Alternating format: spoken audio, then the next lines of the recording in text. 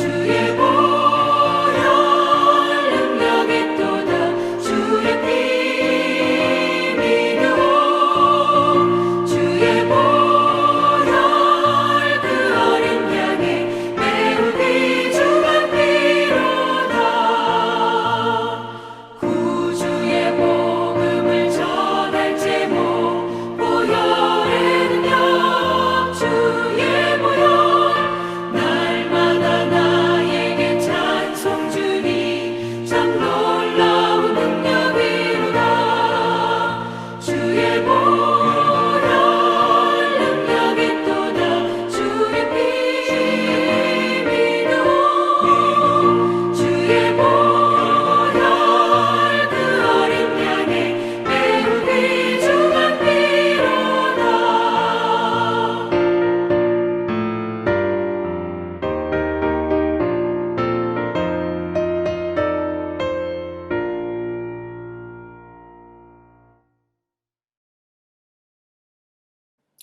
오늘 우리에게 주신 하나님의 말씀은 신명기 22장 13절부터 30절의 말씀입니다. 제가 가진 성경 구약 성경 295쪽입니다. 신명기 22장 13절부터 30절의 말씀을 오늘도 드라마 바이블로 낭독하겠습니다.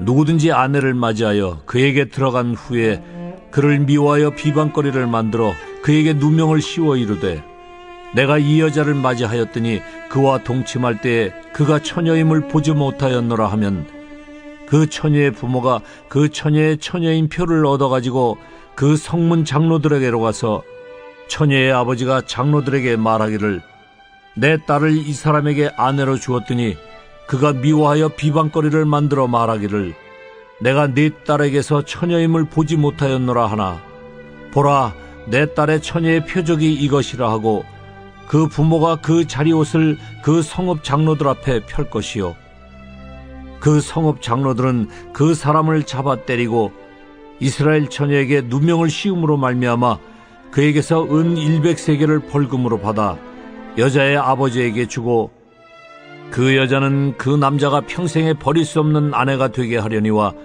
그 일이 참되어 그 처녀에게 처녀의 표적이 없거든 그 처녀를 그의 아버지 집 문에서 끌어내고 그 성읍 사람들이 그를 돌로 쳐 죽일지니 이는 그가 그의 아버지 집에서 창기의 행동을 하여 이스라엘 중에서 악을 행하였습니다. 너는 이와 같이 하여 너희 가운데서 악을 제할지니라. 어떤 남자가 유부녀와 동침한 것이 드러나거든 그 동침한 남자와 그 여자를 둘 다 죽여 이스라엘 중에 악을 제할지니라. 처녀인 여자가 남자와 약혼한 후에 어떤 남자가 그를 성읍 중에서 만나 동침하면 너희는 그들을 둘 다 성읍 문으로 끌어내고 그들을 돌로 쳐 죽일 것이니 그 처녀는 성 안에 있으면서도 소리 지르지 아니하였으며 그 남자는 그 이웃의 아내를 욕보였습니다. 너는 이같이 하여 너희 가운데서 악을 제할지니라. 만일 남자가 어떤 약혼한 처녀를 들에서 만나서 강간하였으면 그 강간한 남자만 죽일 것이요 처녀에게는 아무것도 행하지 말 것은 처녀에게는 죽일 죄가 없습니다. 이 일은 사람이 일어나 그 이웃을 쳐 죽인 것과 같은 것이라. 남자가 처녀를 들에서 만난 까닭에 그 약혼한 처녀가 소리질러도 구원할 자가 없었음이니라. 만일 남자가 약혼하지 아니한 처녀를 만나 그를 붙들고 동침하는 중에 그 두 사람이 발견되면 그 동침한 남자는 그 처녀의 아버지에게 은 50세겔을 주고 그 처녀를 아내로 삼을 것이라. 그가 그 처녀를 욕보였은즉 평생에 그를 버리지 못하리라. 사람이 그의 아버지의 아내를 취하여 아버지의 하체를 드러내지 말지니라.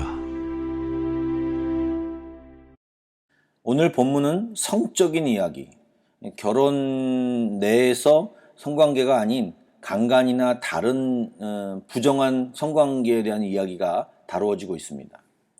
읽으시면서 어떤 생각이 드셨는지 모르겠지만 현 시대가 이 성윤리나 순결에 대해서 굉장히 개방적이고 자유로운 사조가 일반화되어 있습니다. 그래서 오늘 본문 같은 말씀을 젊은 사람들이 어떻게 생각할지 궁금하기도 합니다. 그러나 오늘 저는 성경에서 무엇이라고 말씀하는지를 이야기하고 싶습니다. 또한 이 성적인 문제는 우리가 생각할 때는 개인적인 문제다라고 생각하는데요. 여러분들 오늘 성경을 읽으면 이것이 개인적인 문제가 아니라 공동체의 문제다라고 하는 것을 이야기하고 있습니다. 이에 우리는 좀 깊이 생각하며 오늘 말씀을 읽어야 할 것입니다.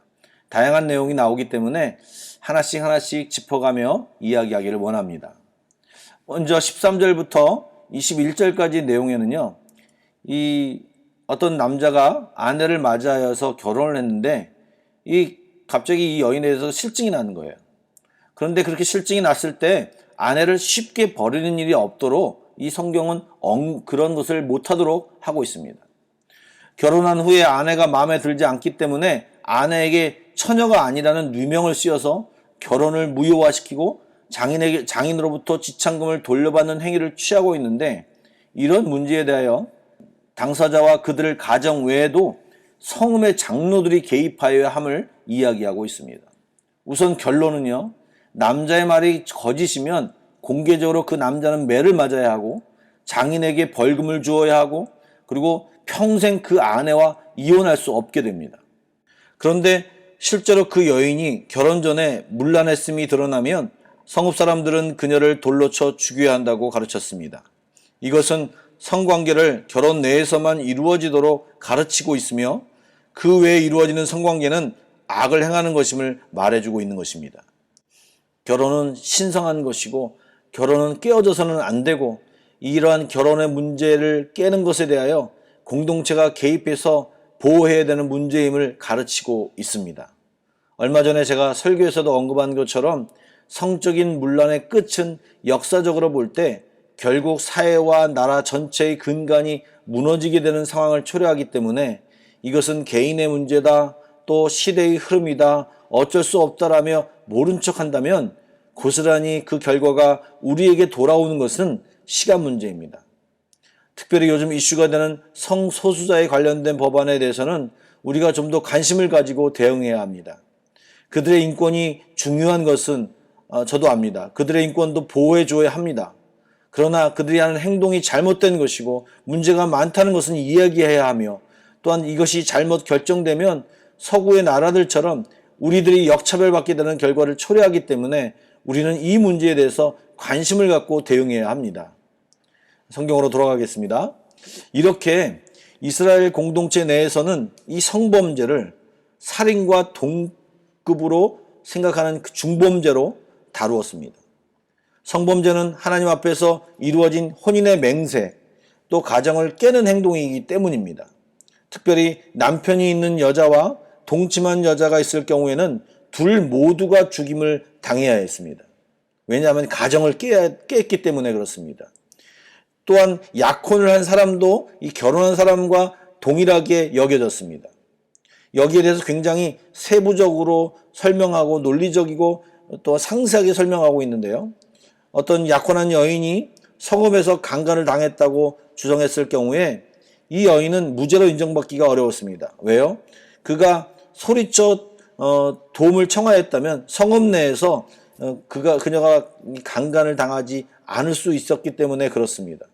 그러나 만약 그 장소가 들이었다면 소리쳐도 도움을 받을 수 없기 때문에 그 여자는 죄가 없고 남자는 살인자처럼 여겨져 죽임을 당해야 했습니다. 이처럼 하나님의 백성은 결혼관계를 지키는 것이 생명을 지키는 것만큼 중요합니다. 가정은 생명을 탄생하는 곳이고 양육되는 곳이기 때문에 결혼관계가 파괴되면 가정이 파괴되고 창조의 원리들이 비정상적으로 작동하기 때문에 남녀 모두 결혼에 대한 책임과 의무를 잘 지키는 것이 굉장히 중요한 것입니다. 이렇게 간음죄가 살인죄처럼 다루어졌지만 예외 규정들도 있었습니다. 약혼을 하지 않은 여인이 남자와 동침하다가 발견되면 사실 결혼관계를 깨지지 않는 것이기 때문에 죽이지 않고 그 여인과 결혼하도록 했습니다. 단 남자는 장인에게 은 50세겔을 줘야 하고 일단 결혼하면 절대 이혼을 못하도록 금하였습니다. 그렇게 하는 행위가 불법이지만 결혼 관계를 깨뜨린 것이 아니므로 결혼 관계로 맺어서 해결하도록 하신 것입니다.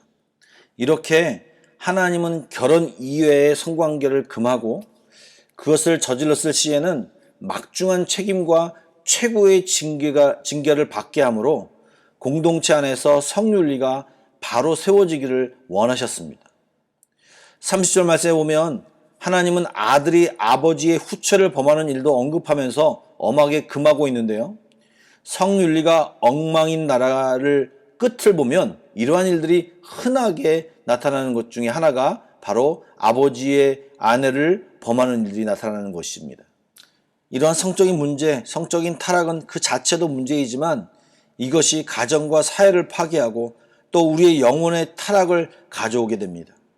그렇기 때문에 우리도 이렇게 죄악 가운데 빠지지 않도록 깨어 기도해야 하고 잘 분별하여 정결함을 지키는 하나님의 아들, 딸이 되어야 할 것입니다.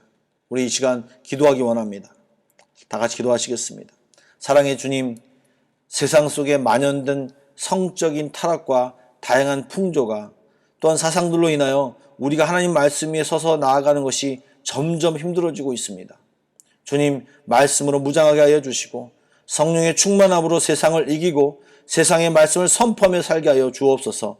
새롭게 하여 주시옵소서. 정결케 하여 주시고 주님과 동행하며 이 하루도 살게 하여 주옵소서. 살아계신 예수님의 이름으로 기도드립니다. 아멘. Pray Together 1, 2, 3 기도 제목을 가지고 먼저 기도하신 뒤에 개인 기도로 나아가겠습니다. 다 같이 기도드리도록 하겠습니다.